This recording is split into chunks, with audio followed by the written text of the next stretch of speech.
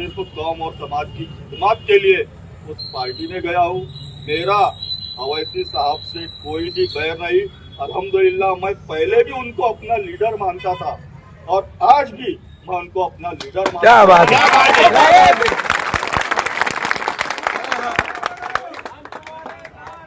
आपको ये बताना चाहूंगा कि अवैसी साहब के जैसा लीडर आज तक हिंदुस्तान में ना कभी पैदा हुआ था, ना शायद ही कभी पैदा होगा। तो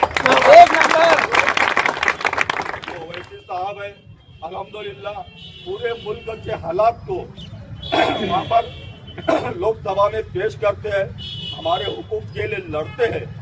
लेकिन आज मजबूरी ये है कि मैं एक बहुत छोटा कार्यकर्ता हूँ और मुझे ज़्यादा नहीं, लेकिन मुझे अपने शहर की बहुत फिक्र है और क्या अपने शहर को महफूज रखने के लिए मैं इस पार्टी को छोड़ा हूँ। और आप लोगों ने देखा कि जिस वक्त लोकसभा में हम लोगों ने जो कांग्रेस की जो बच्चाओ मैडम है उसको चुनकर दिया, क्या ये हमारी गलती है?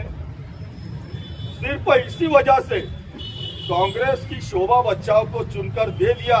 इसकी वजह से आप लोग देखिए मालेगांव जाकर कि मालेगांव के क्या हालात है।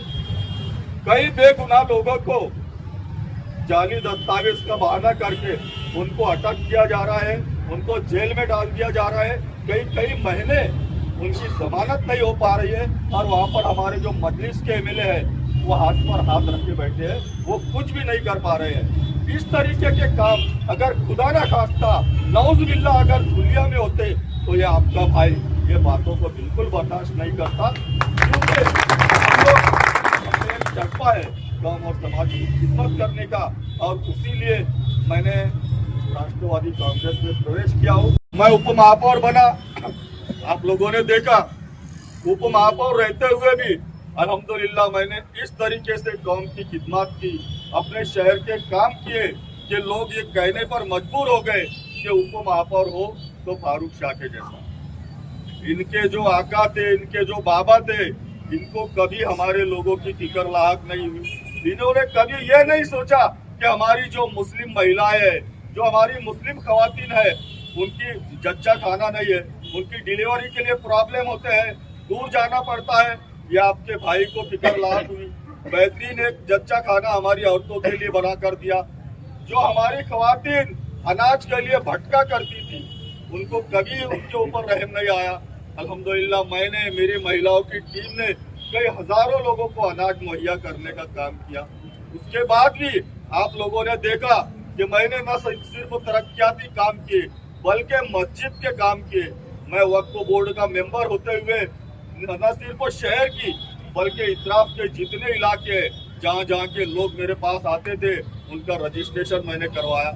आप लोगों ने देखा कि जितने हमारे दीनी दरसगाह है, जितने कब्रिस्तान है, न सिर्फ शहर के बल्कि हमारे देहात के इतराफ के जितने कब्रिस्तान थे जहाँ पर हमारे बुजुर्गों की कब्रों की बेहुरमती होती थी, लेकिन इनके आकाओं ने कभी उस पर ध्यान नहीं दिया। यह आपके फारूक शाह ने उन तमाम कब्रिस्तानों को महफूज करने का काम। आज भी आप लोग देखिए, आज मैं आमदार नहीं हूँ लेकिन अल्हम्दुलिल्लाह 500 गरीब बच्चों को मुफ्त में तालीम मैं देता हूँ। क्या आप लोगों को पता है साथियों?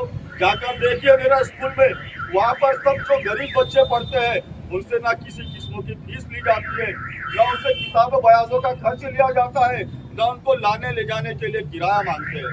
ये पूरा हम हमारी तरफ से किया करते हैं। यहाँ पर जो अंजुमन चलती है उनकी तमाम पगार हम हमारी जेब से देते हैं। ऐसे कई काम है।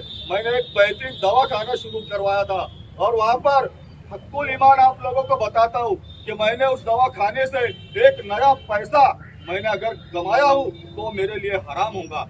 मैं हर महीने उस हॉस्पिटल में तकरीबन 2 लाख रुपए अपनी जेब से डालकर और गरीब मरीजों के लिए हम लोग काम किया करते थे। इस तरह की हमारी खिदमत है हमारी कौम के लिए। हमने देखा कि हमारे कौम की गरीब बच्चियां जो कई उनके बाप उनकी शादियों के लिए परेशान है, ब्याज से पैसे लेते हैं, हमने उन लोगों के लिए इज्तिमाई शादियों का हमने सिलसिला शुरू किया। और न सिर्फ आमदार रहते हुए बल्कि आप लोगों ने देखा कि उसके बाद भी आमदार ना होते हुए भी अल्हम्दुलिल्लाह हमने दर्जनों गरीब बच्चियों का निकाह करवाने का काम किया और इंशाअल्लाह जब तक मुझ में ताकत है, जब तक मुझ में हिम्मत है, इंशाअल्लाह ताला इसी तरह से कौम की खिदमत को अंजाम देता रहूंगा। अभी आप लोगों ने देखा कि भाई मुझे मजलिस को छोड़कर राष्ट्रवादी कांग्रेस पार्टी जिसने भाजपा से गठबंधन किया है उसके यहाँ क्यों जाना पड़ा।